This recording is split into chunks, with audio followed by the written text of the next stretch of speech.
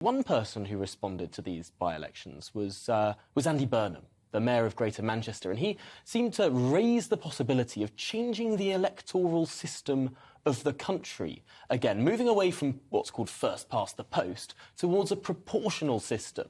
Why did he bring that up? Labour politicians talk about PR when they lack the confidence to win. And this is an announcement born out of, I think, a sense of weakness rather than strength. The electoral system favours Labour.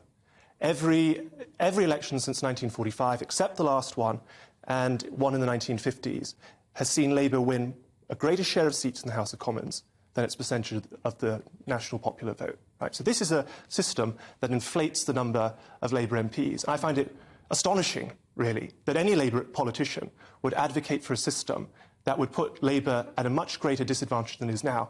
And quite frankly, I think PR would lead to the breakup of the Labour Party, because I think the Labour Party is really only held together because of first past the post in Westminster. And no doubt the Tory party as well, given the factions within that. I suppose first past the post creates these big, broad tents and pushes people together. But what are the prospects of, I mean, there's been a lot of discussion, particularly yesterday, over whether or not there is a secret deal between the Liberal Democrats and the Labour Party. Many people denying it, but of course there was a secret deal in 1997 between these two parties.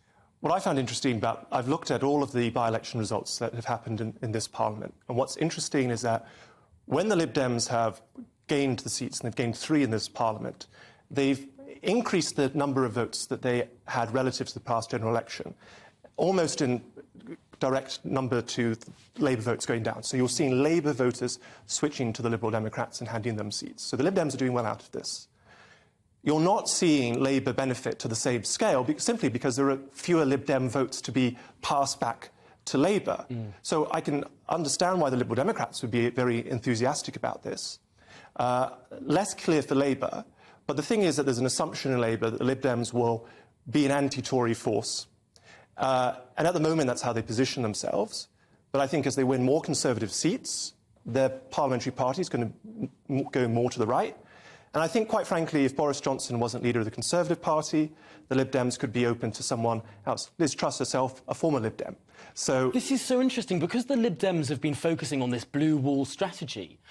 The Lib Dem party itself could change ideologically, moving to a space it occupied under Clegg, who was clearly much more happy to go in with the Tories than the Labour Party. I think possibly even more so. So I think that Clegg's party contained a lot of student seats that they had won in 2010 on the promise of abolishing tuition fees. Those seats are gone for the Lib Dems now. So where do they make up the difference? It's in kind of rural England, right? The West Country, the South West.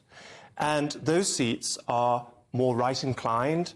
They're more anti-housing development and some of these policies, which put them really opposite to where Labour wants to put itself. And so I think that these people who sort of think that Labour and Lib Dem votes are interchangeable really are on another planet, to be quite frank, because I think that actually there are clear schisms between these two parties. And I think it's very irresponsible of people like Andy Burnham to pretend like Lib Dems and Labour are just an interchangeable vote.